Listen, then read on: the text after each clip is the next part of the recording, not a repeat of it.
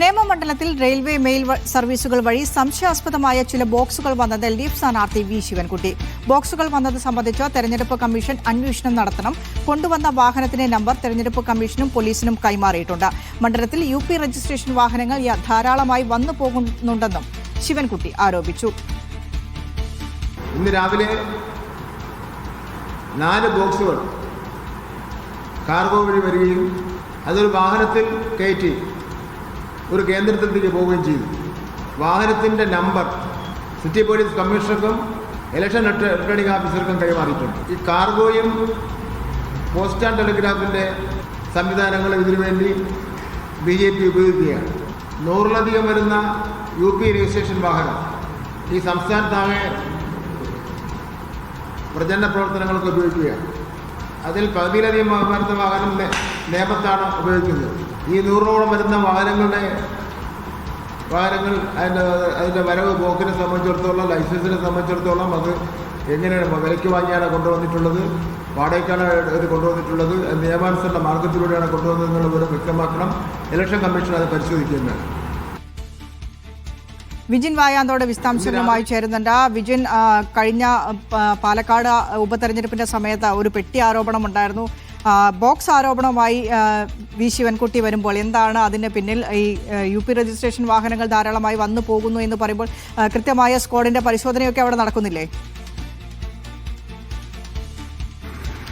വിൻഷ, എന്തായാലും ഗുരുതരമായ ആരോപണമാണ് നേമത്തെ LDF സ്ഥാനാർത്ഥി വി ശിവൻകുട്ടി രാജീവ് ചന്ദ്രശേഖരനെതിരെ BJPക്കെതിരെ ഉയർത്തുന്നത് എന്നുള്ളത് തന്നെയാണ്. ഇക്കാര്യത്തിൽ RMS വഴി, അതായത് റെയിൽവേ മെയിൽ സർവീസ് വഴി 4 പെട്ടികൾ അത് റെയിൽവേ സ്റ്റേഷനിലേക്ക് എത്തുകയും തുടർന്ന് ഒരു വാഹനത്തിൽ നേമത്തേക്ക് അത് എത്തിക്കുകയും ചെയ്തു എന്നുള്ള ഗുരുതരമായ ആരോപണമാണ് നിലവിൽ ശിവൻകുട്ടി വാർത്താസമ്മേളനം നടത്തി ഉന്നയിക്കുന്നത്. ഒപ്പം തന്നെ ഇക്കാര്യം ചൂണ്ടിക്കാട്ടി ആ ബോക്സുകൾ കൊണ്ടുവന്ന 4 ബോക്സുകളും കൊണ്ടുവന്ന ആ വാഹനത്തിന്റെ നമ്പർ ഉൾപ്പെടെ ശേഖരിച്ച് അത് തെരഞ്ഞെടുപ്പ് കമ്മീഷനും ഒപ്പം തന്നെ പോലീസിനും പരാതി നൽകി എന്നുള്ളതാണ് വി ശിവൻകുട്ടി വ്യക്തമാക്കുന്നത്. എന്തായാലും ഇക്കാര്യത്തിൽ ഗുരുതരമായ ആരോപണമാണ്. തെരഞ്ഞെടുപ്പ് കമ്മീഷൻ പരിശോധന നടത്തേണ്ടി വരും. കൂടുതൽ പണം ഉൾപ്പെടെയുള്ളവ, മറ്റ് സാധനങ്ങൾ ഉൾപ്പെടെയുള്ളവ മറ്റേതെങ്കിലും സംസ്ഥാനങ്ങളിൽ നിന്ന് അത് നേമത്തേക്കും ഒപ്പം തന്നെ കേരളത്തിലേക്കും എത്തിക്കുന്നുണ്ടോ തെരഞ്ഞെടുപ്പിന്റെ ഭാഗമായി എന്നുള്ളതൊക്കെ പരിശോധിക്കേണ്ടി വരും. എന്നാലും ഈ ഗുരുതരമായ ആരോപണത്തിന്റെ കൂടി പശ്ചാത്തലത്തിൽ ഇതിനുള്ള പരിശോധന പോലീസ് നടത്തുമെന്നാണ് പ്രതീക്ഷിക്കുന്നത്.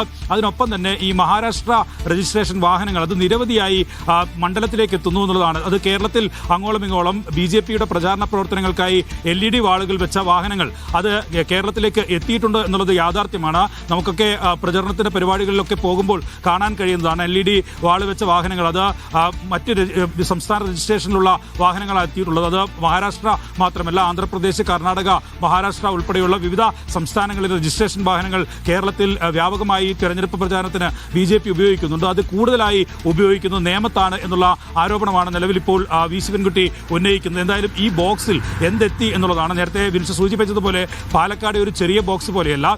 വി ശിവൻകുട്ടിയുടെ ആരോപണം എന്ന് പറയുന്നത് അത് റെയിൽവേ പാർസലായി എത്തുന്നു എന്നുള്ളതാണ്. അങ്ങനെ എത്തിയ ബോക്സുകൾ അത് നേമ മണ്ഡലത്തിലേക്ക് പ്രചരണത്തിനായി എത്തിക്കുന്നത് പണമാണോ മറ്റെന്തെങ്കിലും സാധനമാണോ എന്ന കാര്യത്തിൽ വി ശിവൻകുട്ടിക്ക് വ്യക്തതയില്ല. അതിൽ അന്വേഷണം വേണം എന്നുള്ളതാണ് നിലവിൽ പോലീസിനോടും തെരഞ്ഞെടുപ്പ് കമ്മീഷനോടും LDF സ്ഥാനാർത്ഥിയായ വി ശിവൻകുട്ടി ആവശ്യപ്പെട്ടിരിക്കുന്നത്. എന്തായാലും ഈ ഗുരുതരമായ ആരോപണം ഇത്തരത്തിൽ നിലനിൽക്കുന്നു. വലിയ തരത്തിലുള്ള പോരാട്ടമാണ് നേമത്ത് നടക്കുന്നത്. ത്രികോണ മത്സരം, ഒപ്പം തന്നെ BJP CPM തമ്മിലുള്ള അങ്ങോട്ടും ഇങ്ങോട്ടുള്ള വാക്പോരുകൾ തുടർന്നുകൊണ്ടിരിക്കുന്നു. സംവാദ വെല്ലുവിളി ഉൾപ്പെടെ ഉണ്ടായിട്ടുണ്ട്. ഒപ്പം തന്നെ അവിടെ വികസന രേഖ പുറത്തിറക്കുന്നു. BJP ഇന്നാണ് വികസന രേഖ പുറത്തിറക്കിയത്. നേരത്തെ നിയമമണ്ഡലത്തിൽ നടത്തിയ വികസന പ്രവർത്തനങ്ങൾ ഉൾപ്പെടുത്തിക്കൊണ്ട് ഉള്ള ഒരു വികസന രേഖ അത് LDFും പുറത്തുവിട്ടിരുന്നു. അങ്ങനെ വികസനത്തിന്റെ കാര്യത്തിലും തുടർപ്രവർത്തനങ്ങളുടെ കാര്യത്തിലും ഒക്കെയുള്ള വലിയ തരത്തിലുള്ള വെല്ലുവിളികൾ പരസ്പരം നടക്കുന്നതിനിടയിലാണ് ഇപ്പോൾ ഇങ്ങനെയൊരു പെട്ടി ആരോപണം കൂടി നിലവിൽ നിയമമണ്ഡലത്തിൽ എത്തിയിരിക്കുന്നത് എന്നുള്ളതാണ്. പണമായി എത്തിച്ചു എന്ന സംശയത്തിന്റെ ഭാഗമായിട്ടുള്ള ഒരു ആരോപണമാണ് നിലവിൽ എന്തായാലും വി ശിവൻകുട്ടി രാജീവ് ചന്ദ്രശേഖരനെതിരെ ഉയർത്തിയിരിക്കുന്നത്. സംസ്ഥാന പ്രസിഡന്റിന്റെ അദ്ദേഹം മത്സരിക്കുന്ന മണ്ഡലത്തിൽ കൂടുതലായി പണവും ഒപ്പം തന്നെ സംവിധാനങ്ങളും എല്ലാം ഉപയോഗപ്പെടുത്തുന്നു എന്നുള്ള ആരോപണമാണ് നിലവിൽ ശിവൻകുട്ടിയുടെ ഭാഗത്തുനിന്ന് ഉണ്ടായിരിക്കുന്നത്. രേഖാമൂലം പരാതി കൊടുത്തോ വിജിൻ? തെരഞ്ഞെടുപ്പ് കമ്മീഷന് ഇത്തരത്തിൽ നോട്ട് ചെയ്യപ്പെട്ട ഈ വാഹനങ്ങളുടെ നമ്പർ അടക്കമുള്ള രേഖാമൂലമുള്ള പരാതിയാണോ നൽകിയത്? തീർച്ചയായും അതായത് വി ശിവൻകുട്ടി ഈ മണിക്കൂറുകൾക്ക് മുമ്പ് നടത്തിയ വാർത്താ സമ്മേളനത്തിൽ അദ്ദേഹം വ്യക്തമാക്കിയത് ഈ കൊണ്ടുവന്ന വാഹനത്തിന്റെ നമ്പർ തങ്ങൾ ശേഖരിച്ചിട്ടുണ്ട്.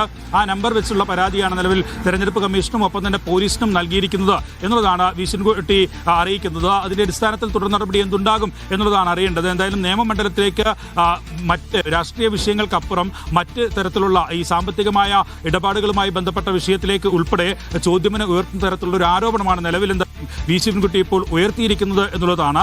മറ്റ് രാഷ്ട്രീയ ആരോപണങ്ങൾ, ഒപ്പം തന്നെ ഡീൽ ആരോപണങ്ങൾ, അതുമായി ബന്ധപ്പെട്ട സംവാദത്തിനുള്ള വെല്ലുവിളികൾ ഉൾപ്പെടെ നടക്കുന്നുണ്ട്.